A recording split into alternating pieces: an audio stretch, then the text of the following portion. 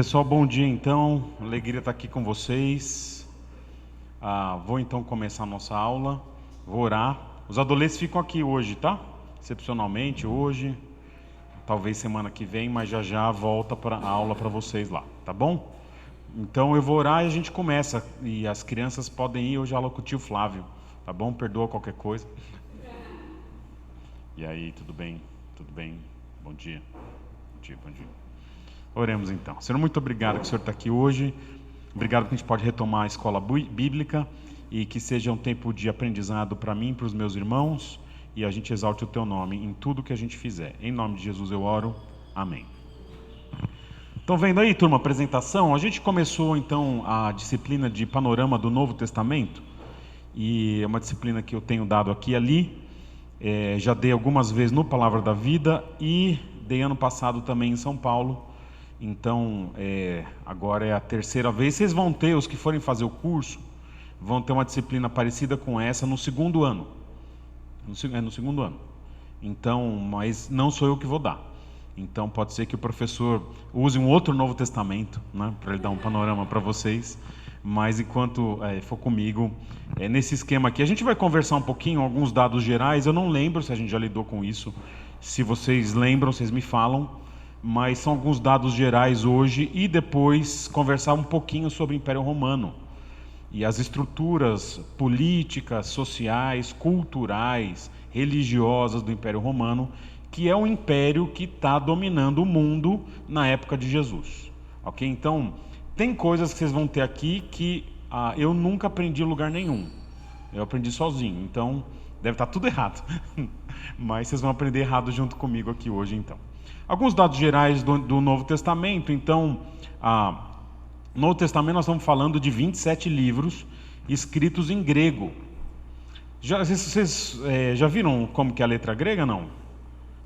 Já usaram alguma coisa em grego, não? A vantagem de estar com o meu laptop é isso aqui que eu consigo fazer. Olha aqui que legal. Então, vocês vão ver as ferramentas do... Nossa, abriu um monte aqui que eu estava travado, agora destravou, né? Então, abriu um monte aqui. Vocês estão vendo minha tela aí, não estão? Certinho? Vamos ver as bagunças do computador aqui, tudo minha, né? Eu uso esse computador só fora de casa, mas aí eu bagunço quando eu uso. Olha aqui como funciona aqui o Novo Testamento grego aqui. Vamos pegar um texto aqui de Colossenses. Então, olha aqui. Estão vendo aqui no meio, ó? Aqui onde eu estou com o mouse aqui, ó, tá vendo?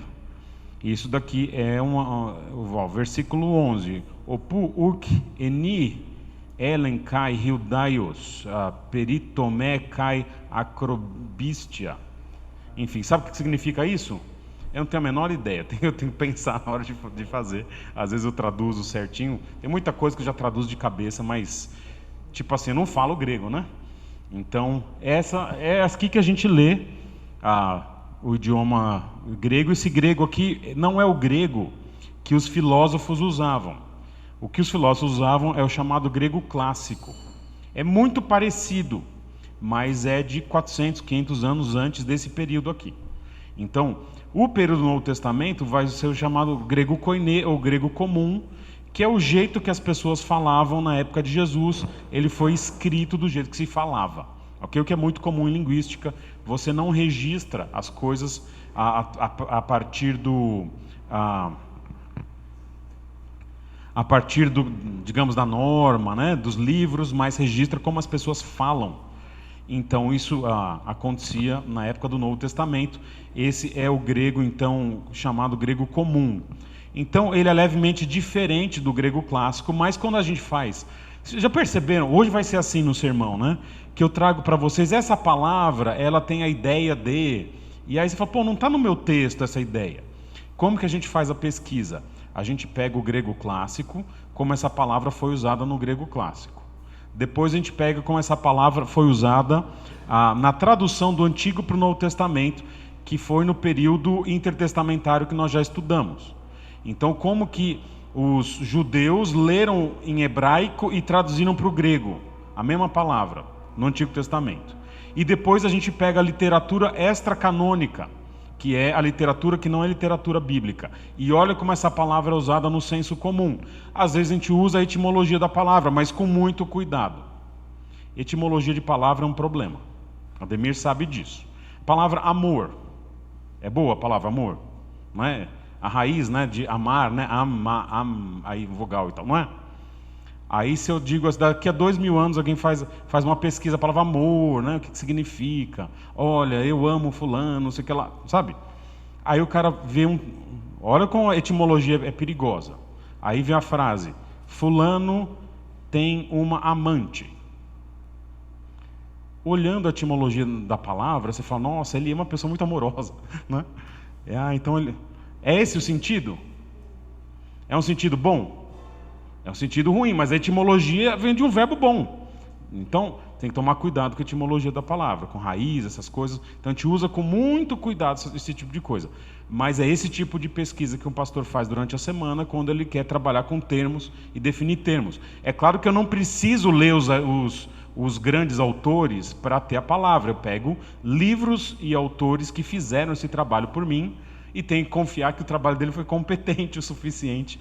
Mas quando a gente vai estudando cada vez mais, se começa a ter já autonomia para fazer esse tipo de pesquisa e aí vai ficando legal demais. Só que um pastor não consegue fazer assim toda semana. Você faz um trabalho acadêmico. Então, por exemplo, no meu trabalho de conclusão de curso, que vocês vão ter aula desse trabalho um dia aqui, eu gastei um pequeno capítulo falando do uso do verbo, que era o verbo oida versus o verbo gnosco, desde o grego clássico até a aplicação no Novo Testamento. E vocês vão ter aula disso daqui em algum momento. Quando terminar essa matéria, eu dou 2 aulas sobre se Jesus sabe ou não o dia e a hora da sua volta, foi o tema do meu trabalho. E aí a gente vai lidar com isso. Então, é um grego oral que foi registrado no texto.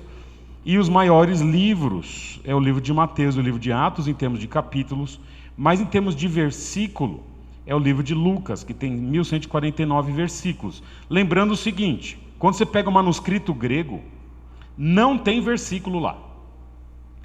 Pior, não tem espaço entre as palavras. Pior, é tudo em letra maiúscula, né? Parece que a gente está aprendendo a ser alfabetizado, né?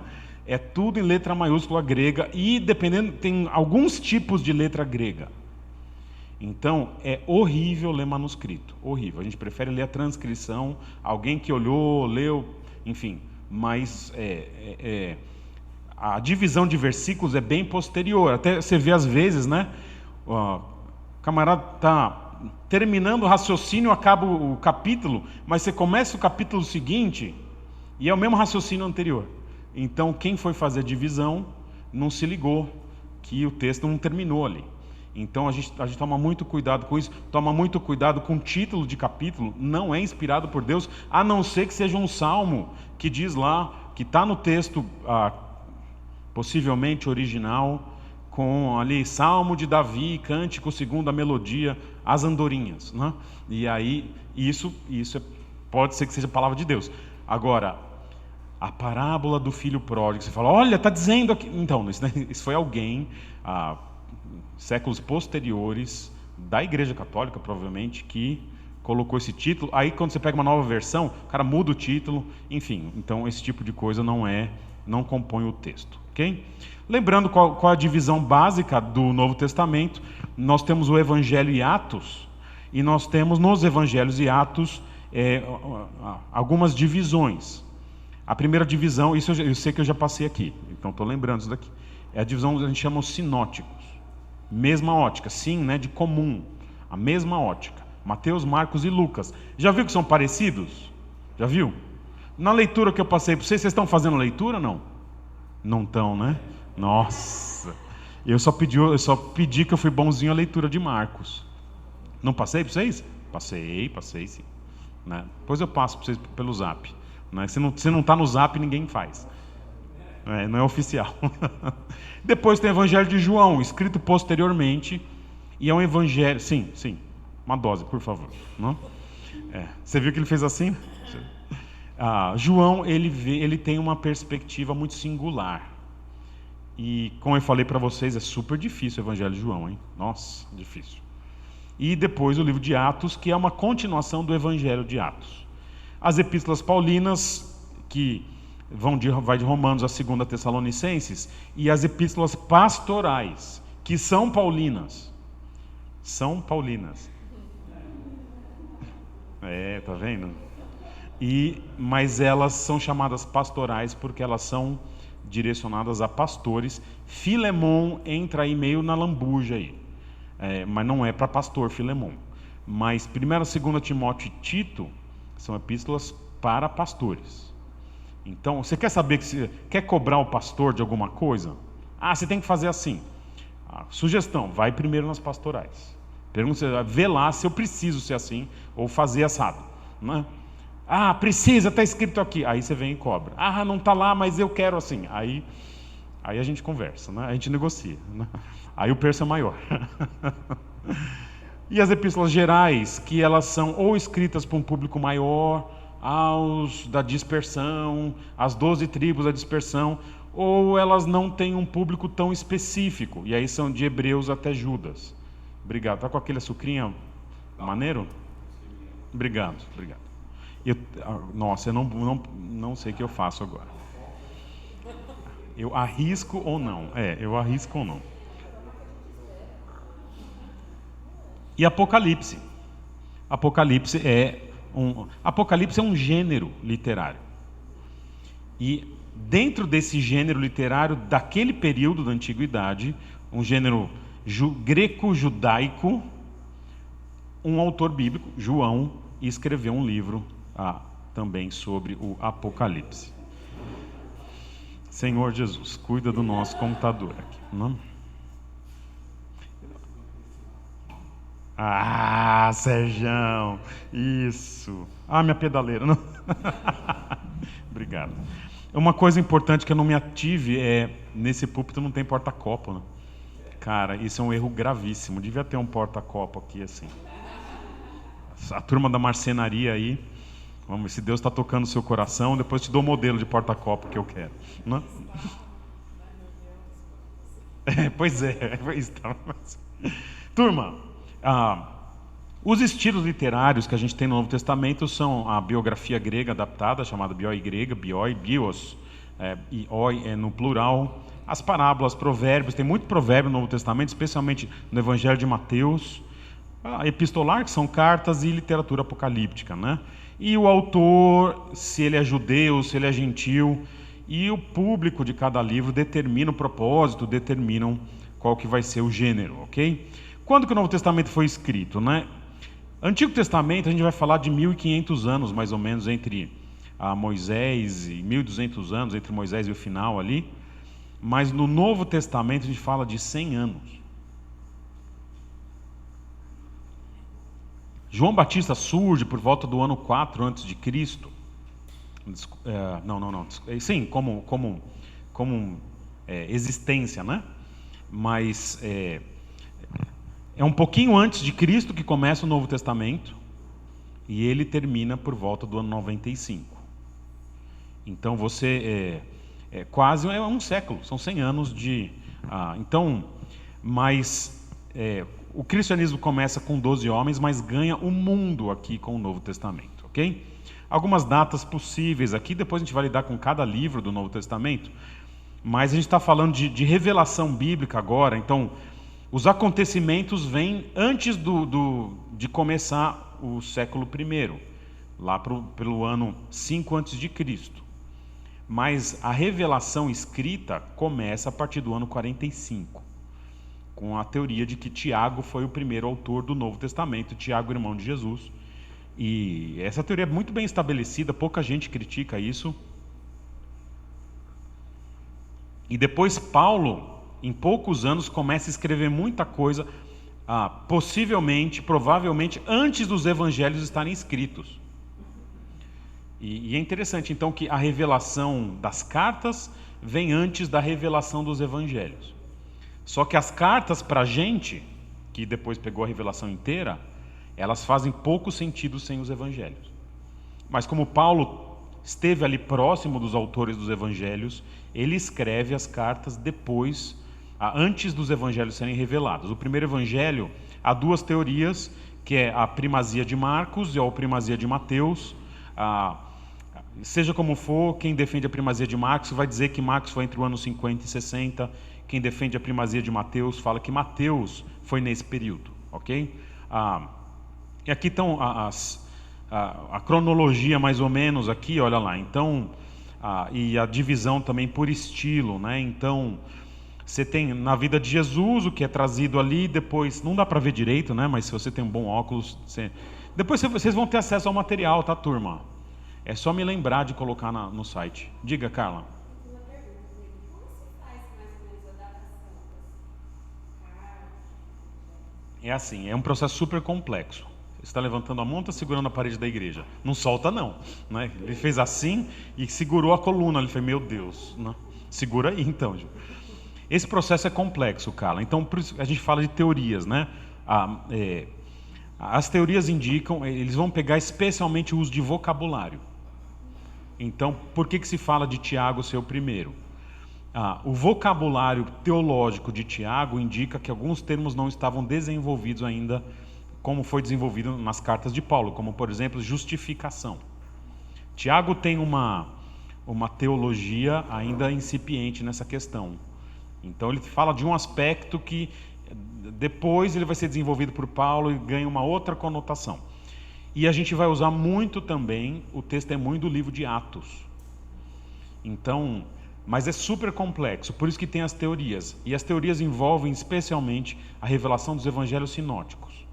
Porque, dependendo da teoria, quem vem primeiro vai trazer um tipo de conhecimento e vocabulário e um tipo de domínio teológico. Então, se Marcos vem primeiro, nós vamos falar de uma teoria, de um documento comum que todos os evangelistas sinóticos tiveram acesso.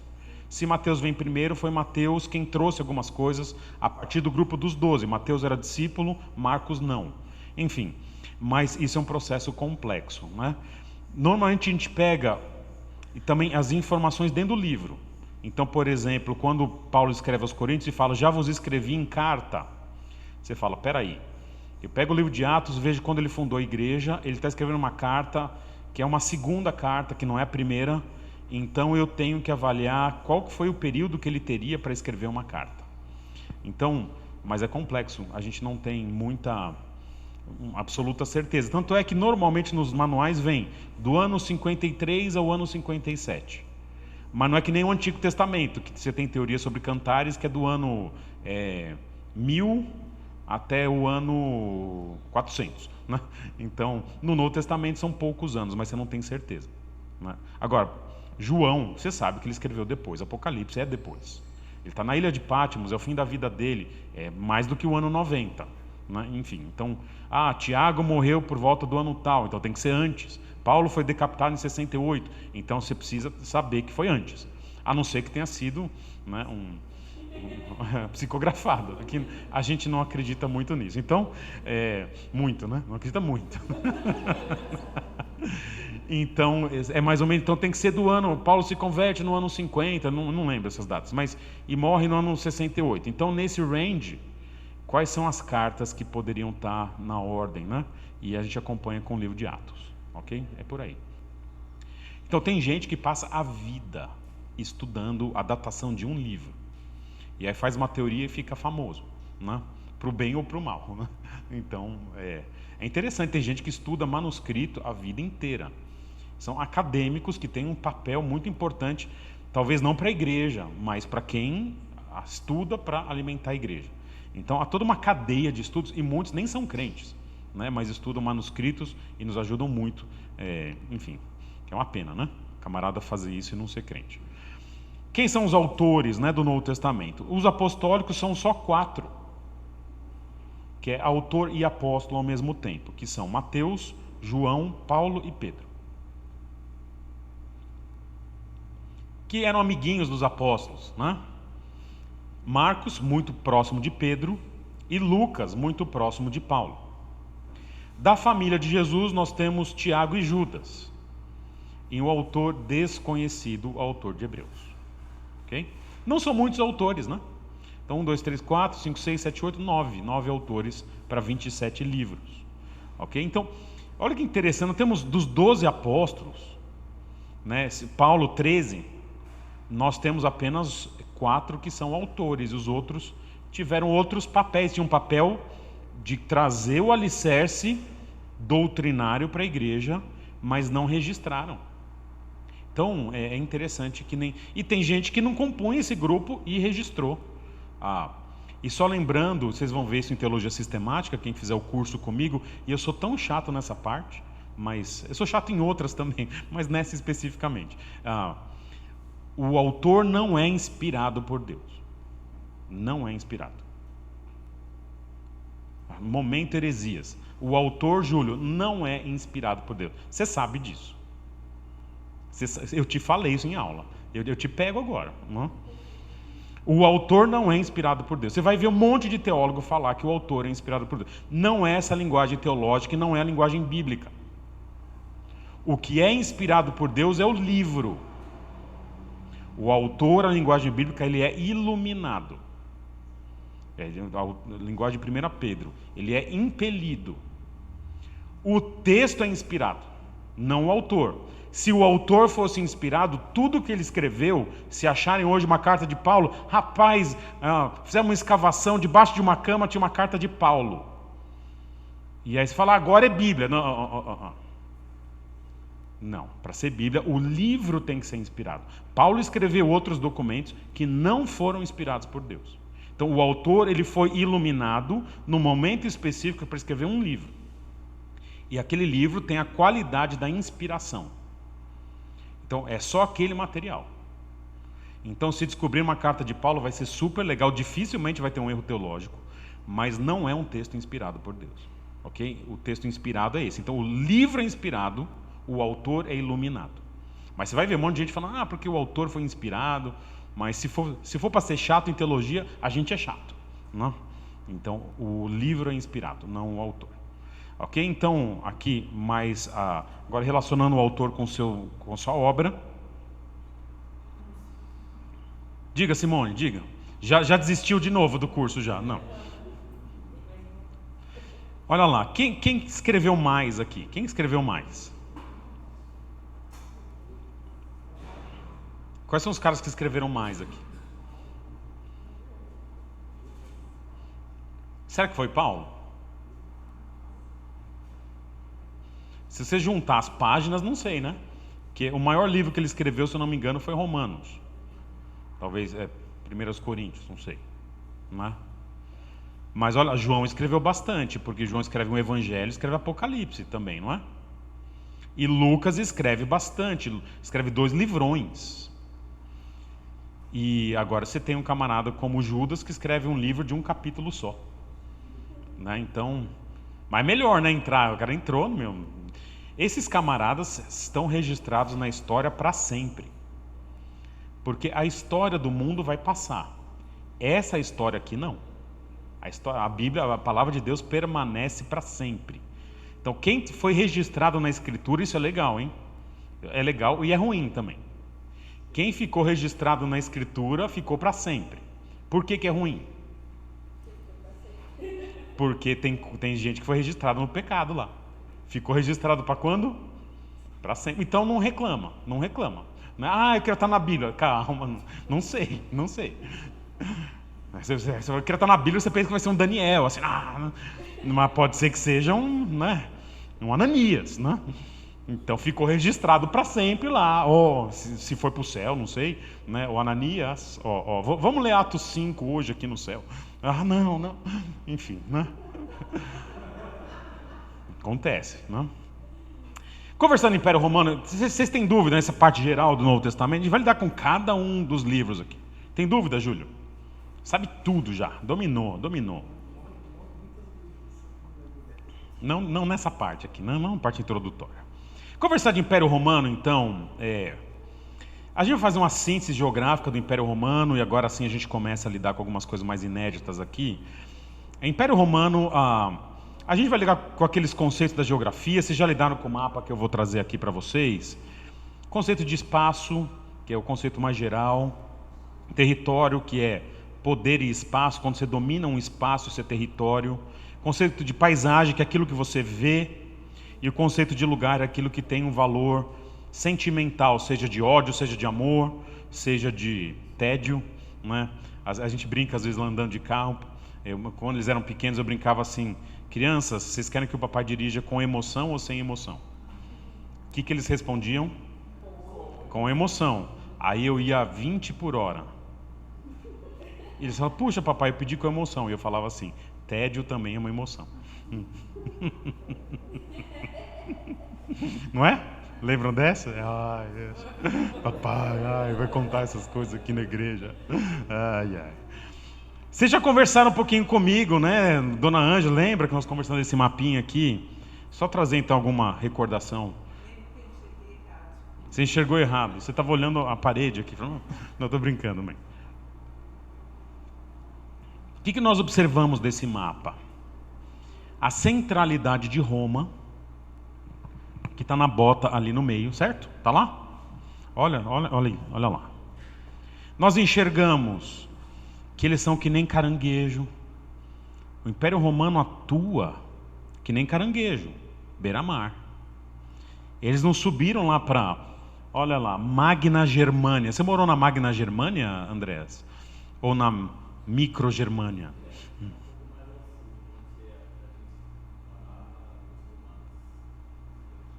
Você já andou numa estrada romana? Que foi feita na época, então, nessa época, você caminhou por essa estrada. A estrada onde Paulo passou, você fala, o apóstolo Paulo passou aqui. Não é? Mas é dessa época a estrada, não é? É de paralelepípedo? O cara tem que processar quem colocou outra coisa por cima. Mas uma estrada boa, então, dessa época aí. Olha lá. Então, observa o seguinte, com a tecnologia da época, eles conseguiam chegar de barco nesses lugares. E chegava rápido. Quanto que é rápido você chegar, por exemplo, da Espanha até Jerusalém? Quanto que é rápido naquela época? Quanto que é rápido? 3 meses é rápido. Nossa, rapaz, onde o mundo vai parar? Em 3 meses você chega da Espanha até Jerusalém. As pessoas falavam assim na época. Hoje você chega da Espanha a Jerusalém em quanto tempo? Se for de jato supersônico, em 20 minutos. Né? Se for de Boeing, 1 hora, 1 hora e meia. 2 horas de voo. Mais, talvez, 4 horas. Então, mas a tecnologia determina a velocidade. A tecnologia de barco aqui está bem estabelecida para navegação no Mediterrâneo. Ok? Então, foi aqui que nós paramos, olha lá, está vermelhinho. E agora sim, então tudo é novo agora. Nós não vamos ter naquele espaço ali grandes barreiras geográficas. Quando chegava a barreira geográfica, por exemplo, os Alpes suíços, aí o Império Romano não tinha vontade, não tinha interesse de avançar, porque ia conquistar um monte de terra, um monte de tribo antiga, viking, não sei o que lá. Então, eles ficam onde tem poucas barreiras geográficas. Aliás, né? Você imagina você ter que subir a Pedra Grande para conquistar um lugar que está do outro lado, está lá em Perdões, né? Você fala, rapaz, precisa ir para Perdões? Você fala, vamos ficar aqui em Atibaia, Bragança, né? Então é mais ou menos esse tipo de conceito. Você tem uma tropa, você tem que conquistar grandes montanhas, atravessar grandes rios, você vai pensar 2 vezes. Mas precisa ir para a Índia? Tem muito elefante, né? Então, tá bom, vamos ficar por aí. E eles dominam toda essa norte da África, a Europa ocidental inteira, a Turquia, que é hoje, e todo o Oriente Médio, nessa parte aqui do Oriente Médio que não é deserto. Ok? Então, é isso que o Império Romano faz. Conversar um pouquinho agora sobre o espaço. Então, o clima mediterrâneo, é bom o clima mediterrâneo? Alguém já ficou lá perto do Mediterrâneo? Já? Já moraram lá? Alguém já passou por lá? E aí, é bom o clima lá? O pessoal passa as férias aonde lá na Alemanha? Férias de verão vai para onde, Andrés?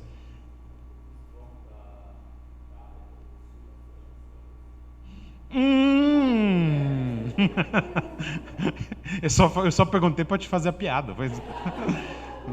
Vamos para o sul da França, querida, né? Por quê? Porque tem o clima mediterrâneo. Você toma lá, come um escargot à beira-mar, não é? Um bate de latte, né? Ali vendo, não é? Não é isso, não é? Eu conheço o irmão da igreja, não sei se você conhece, Kátia, que a esposa falou assim, eu queria tomar um sorvete, ele levou para a Grécia, ou para a Itália. Para onde foi, Kátia? Para a Itália, né? Os irmãos querem tomar sorvete aí? Não, vamos. Mas é um clima assim, então, é frio lá, não é? No inverno é frio. Comparado com o Brasil, mas não é um assim, não é? A amplitude térmica é menor. Isso, exatamente. Então, o que é uma amplitude térmica? Você vai para um Alasca, no verão é calor de 30 graus. No inverno é menos 30, amplitude térmica 60. No Brasil, o inverno é 9, calor é 35, dá 20 e tantos aí de... Vocês que são bons de geografia, né? 24, sei lá, alguma coisa assim. Quase. Deixa. Mas é muito menor a amplitude térmica. Então, o Império Romano domina uma área em que você consegue viver com pouco equipamento e pouca adaptabilidade. Se eu vou mandar um soldado de Roma para Jerusalém ou de Roma para a Espanha, não vai fazer tanta diferença. Ele vai sobreviver. Agora, se eu mando um camarada para ali para o norte da Rússia, para a Sibéria, rapaz, haja pele de urso, né, para aguentar ali, né? Então, e você tem muita disponibilidade de alimento. Soldado come, não? Come? O cara está marchando o dia todo ali. Aí o que você faz? Tem equipe da pesca.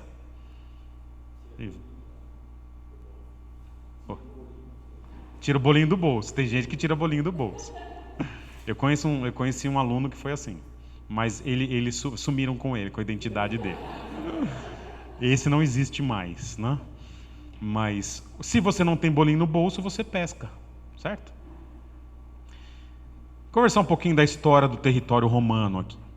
Então, havia a tal da República Romana governada por um sistema senatorial e que entrou em colapso. Não era democracia, mas era uma república representativa. E Júlio César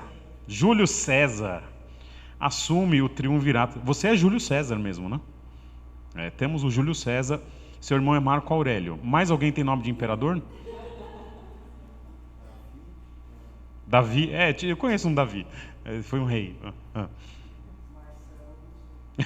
Marcelo, tá bom, tá bom. Mas você são quantos irmãos, Júlio? 5. Você está em qual posição? Você é o último. Você é o caçula? Legal. Mas o Júlio César assume um triunvirato. Não é? Os últimos serão os primeiros. Não é? O triunvirato é quando essa república entra em colapso. O pessoal tem a ideia de colocar 3 para comandar. Normalmente não dá certo.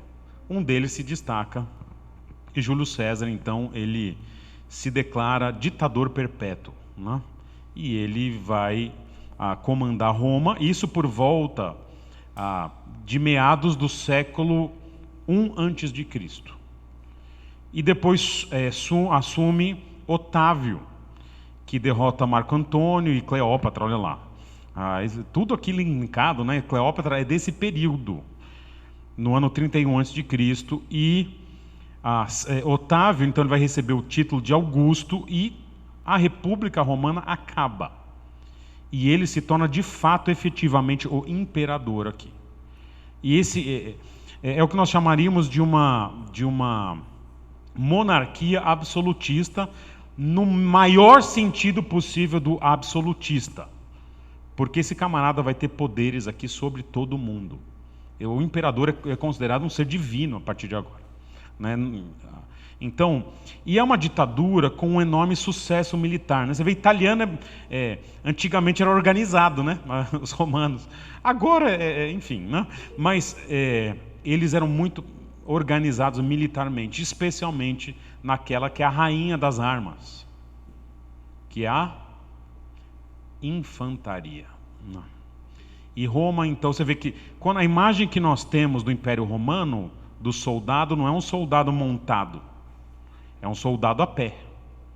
A imagem que nós temos da Revolução Francesa é Napoleão num cavalo, cavalaria. Mas a imagem do Império Romano é o soldado a pé, infantaria selva, né? Que aqui seria infantaria mediterrâneo, né? Enfim, alguma coisa assim. E Roma, então, ela conquista aos poucos todo aquele território que vocês viram que estava em verde e rosa. É a Mangueira, né? Certo? Então, e Roma vai impor as regras do jogo político em toda aquela região. E eles aproveitam da uniformidade cultural que vem do Império Greco, ali greco-macedônico, né, de Alexandre o Grande, que nós já estudamos aqui.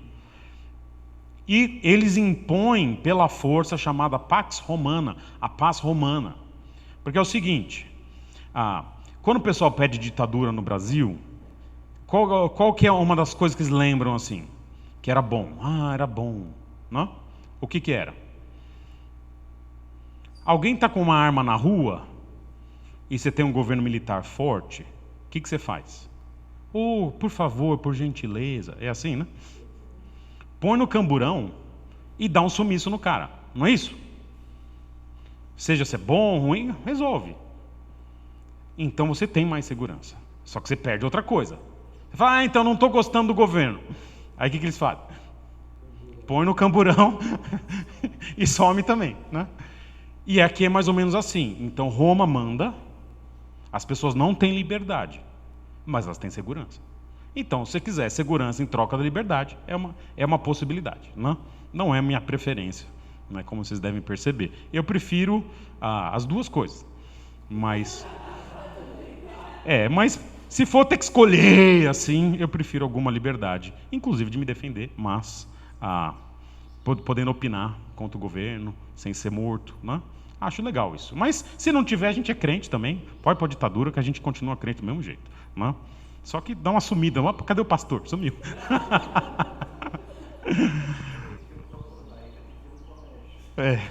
Vai ter que ter, já tem que ter tem que ter 10 pastores, né? A gente faz sósias, né? E vai substituindo. Roma tem o que nós chamamos de uma seletividade geográfica ou espacial. O que eles fazem? O mundo é assim. Os melhores lugares são tratados diferente, de forma diferente. Então você imagina o seguinte, que chega um império e comanda o mundo todo, ou o mundo que a gente conhece. Vocês acham que, por exemplo, o cidadão de Nova York vai ser tratado da mesma forma do que o cidadão de Machacos, no Quênia? Vai ser igualzinho. Não é nem hoje que não tem império dominando. O lugar que te dá mais retorno. Então Roma vai ter cidades que pela história, pela cultura, pela economia, eles oferecem cidadania romana e tal. E vai ter cidade que eles falam, amigão, você trabalha aí e se não for escravo já está no lucro. Então quando Paulo vem por exemplo na cidade de Tarso historicamente foi uma cidade que defendeu o Império Romano. Então quem nascia em Tarso ganhava um brinde. Qual é o brinde? Cidadania romana por nascimento. E que existia a cidadania romana comprada, né? Adquirida. Legalmente, mas adquirida. Era uma cidadania romana de segunda classe. É interessante. Hoje nós temos um tipo de cidadania romana, entre aspas. Quantos aqui tem passaporte europeu? Turma aí, legal. Você chega lá na alfândega, lá em Portugal, né? Nos países que compõem o chamado Acordo de Schengen, você chega com um passaporte vermelhinho lá, o cara fala, opa, pode entrar. Pois não. Chega lá com o passaporte, brasileirão lá, pá. Aquela fila, amigão. Entende? Não é? Então você tem acesso até a visto nos Estados Unidos. Quem tem passaporte português consegue um visto mais fácil. Quem não tem, consegue, né? Mas tem que conversar, né? Tem que provar algumas coisas a mais, enfim, né? Então vai ter parte do território, de toda aquela parte verde e rosa que vocês viram, que vai ser território dominante, e tem parte que vai ser território dominado. E o status do território vai depender dessa atribuição que Roma faz para alguns espaços. O indivíduo nasceu na cidade de Roma. O indivíduo nasceu em Jerusalém. E é um território, então, que vai sendo conquistado do Ocidente, vai da região de Roma para o Oriente, para a região de Jerusalém. E vai ter um tipo de organização que eu vou trazer já já para vocês aqui. Então, Roma tinha uma capacidade de imposição da força muito forte, muito rápida. 3 meses na antiguidade para você dominar uma cidade e chegar com um exército pesado é muito rápido. Você imagina, você faz uma revolução, Jerusalém é nossa. Roma mandava um zap aqui e ali, 2 meses Jerusalém estava tomada de volta. Isso é rápido, não dá tempo de se organizar. Como que você vai preparar um exército na antiguidade em 2 meses? Você não prepara hoje. Você dá um fuzil na mão do soldado lá, você fala, amigo, você tem 2 meses para estar pronto. Você confia num soldado que aprendeu a atirar e aprendeu a viver de forma militar faz 2 meses? Eu não confio. Sei, Tiagão, eu não confio. 2 meses é o curso básico. Deus mandou parar, né? 2 meses é o curso básico, ou seja, está formado na parte básica da básica. Vai dar uma missão especial para o camarada, agora você vai lá e domina o estado de São Paulo. Não domina.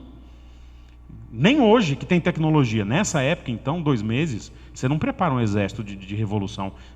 Então, Roma vinha e destruía, ok?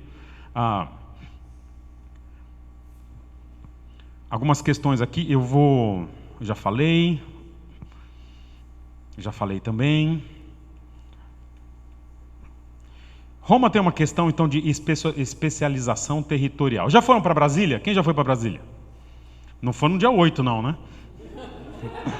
Fica assustado. Você continuou com a mão levantada aí, Julião. Não? Brasília é legal, né? Nós moramos em Brasília alguns meses. E aí, Brasília é tudo por setor, né? Já viram isso? Aí tem o setor... meu carro quebrou na época, a gente morava lá. Eu falei, onde que tem um mecânico? Ele falou, vai para o setor oficinas. Aí vai lá, tem um monte de oficinas. Eu falo, cara, qual que eu entro, né? E aí, fala, que igreja você vai? Aí o pessoal falou, vai no setor igrejas. Aí tem a presbiteriana, a batista, a metodista, tudo meio ecumênico, né? Mas tudo ali, né? Aí a Batista Memorial é do lado da presbiteriana, acho que da primeira ou segunda presbiteriana. Já viram isso? Isso acho que vem de Roma, porque Roma tinha especialização, não assim, mas territorial. Alguns lugares começaram, que na cidade de São Paulo, né? Rua das Noivas, Rua dos Instrumentos Musicais, né? Cracolândia, enfim. Tem a especialização territorial, né? Olha lá, Roma tem o poder político. É lá que está concentrado.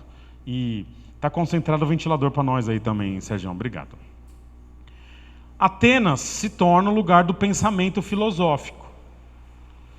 Éfeso vai se tornar a capital religiosa. Depois a gente vai ver um vídeo de Éfeso que é tão legal. Cara, eu morava em Éfeso fácil. Primeiro que tem praia, né? Eu não sei o que eu faço em Atibaia, vai morar num lugar com praia, né? Então, mas Éfeso, cara, é bonita a cidade, hein? Mas é o centro religioso. Corinto era o centro do comércio de distribuição. E a Palestina? É onde tem problema. Onde se dá problema? Não, é na Palestina, né? É a turma, porque os judeus eles têm muita dificuldade em aceitar a religião romana. E isso vai dar um problemão ali. Então, o que eles querem fazer ali na Palestina é dominar. Roma vai ter muito conflito ali por 100 anos, muito conflito mesmo.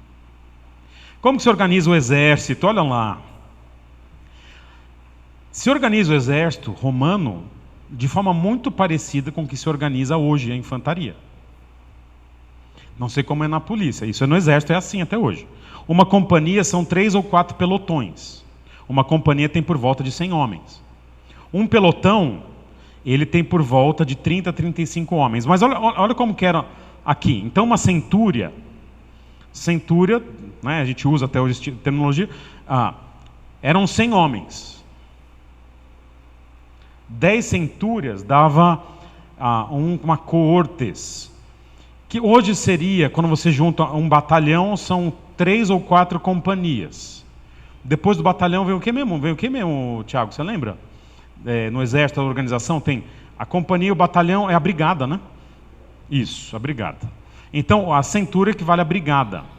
E a legião equivale a 6 coortes. Então, estamos falando de 1.000, 6.000 homens, uma legião. Então, quando tem negócio de expulsão de demônio, fala de legião, se fosse usar negócio de exército, nós vamos 6.000, pelo amor de Deus, né? Então, é um pouquinho, né? É bastante, não? Como que era o exército, né? Então, a infantaria dominava, os princípios são os mesmos de hoje, hierarquia e disciplina. Usa-se mão de obra local ou próxima do local. Então, por exemplo, em Israel, a maioria dos centuriões era samaritana. Então, é como se você pegasse assim, para ir no jogo do Palmeiras, o pessoal só coloca PM do Corinthians, né? Já pensou? Então, cuidado dos palmeirenses, vão colocar a PM que é corintiano, né? Aqui é pior. Então, para cuidar dos judeus, vão colocar os centuriões samaritanos, né? O trabalho ele era assalariado. A palavra salário vem de que parte do pagamento era em sal. Só fazia churrasco, hein? Sal era um bem de valor em alguns momentos, né? E a tropa era o que nós chamamos muito ostensiva. Eu tinha uma professora que falava o seguinte, né? Falando de consulado, né? Que parece que às vezes o pessoal que trabalha em consulado, já viram? Ele chega de manhã, vai no quarto e ora assim: Senhor, me ajuda hoje no trabalho a ser o mais mal criado possível. A tropa romana trabalhava no consulado, porque os caras não tinha simpatia para ninguém. Tá rindo do quê? E pá, já dava um pé do ouvido ali, né? Eles eram muito ostensivos no trato com a população e com uma alta capacidade de coordenação. Você vê no Novo Testamento, há um tumulto no templo, o pessoal vai linchar Paulo, em 3 minutos a tropa toma conta do templo. Nós já fizemos um teste lá no quartel que a gente serviu, em 1 minuto tá informação de defesa do quartel. Tocava uma sirene lá, em 1 minuto todo mundo em informação. São amadores, não são? Igreja Batista da Trindade, em outros momentos, quando a nossa igreja era colada na rua, ela abatia um indivíduo em quanto tempo, vocês lembram? Quanto tempo que a nossa igreja acabava com uma ameaça, vocês lembram disso? Lembra, Andrés? Você participou do treinamento? Quem participou do treinamento? Felipe, Serjão, e aí? Quanto tempo a gente... Surgia alguém para atirar na igreja, em quanto tempo a gente punha o cara no chão? Vocês lembram ou não? Quanto tempo? 5 segundos, cara. Acho que era 5 segundos. Eu dava uma palavra-chave, e os irmãos sentavam em lugar-chave. Se vinha alguém para... Uma coisa para assaltar, a gente dá celular, mas se vem alguém e começa a atirar, a gente em 5 segundos abatia o indivíduo lá e ainda arrancava o coração. Não, brincadeira. Ai. Mas 5 segundos. Vamos treinar de novo? Vamos treinar? Tiagão, vamos treinar aqui. Eu acho que era terrorismo, né? Vou pregar sobre terrorismo. Já matava alguém na rua. Eu não lembro. Vamos fazer isso de novo aqui na igreja. A gente se divertiu pra caramba, aqueles lembram? Não, você não estava, André? Não é que a gente se divertiu, não é, Felipe? Nós se divertiu pra caramba. André estava, não estava, André? Lembra? Vamos fazer de novo? Vamos fazer. Pela bagunça. Tem muita entrada. Não, mas a gente tem que mapear as entradas. Eu sempre faço isso até hoje. Eu chego nos lugares, especialmente por causa de incêndio.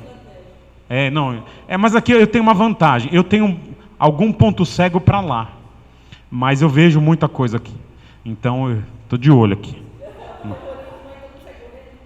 Pois é. Aí eu vou só... Ih, entrou um carro aí. Vai, pega. Não, é o Sérgio Aschini. Chegou, a gente vai lá. Turma, é isso. Mas eles tinham essa alta capacidade de coordenação, não no nosso nível, mas no nível romano que tá valendo. Turma, bom intervalo para vocês. A gente se vê daqui a pouco. Valeu.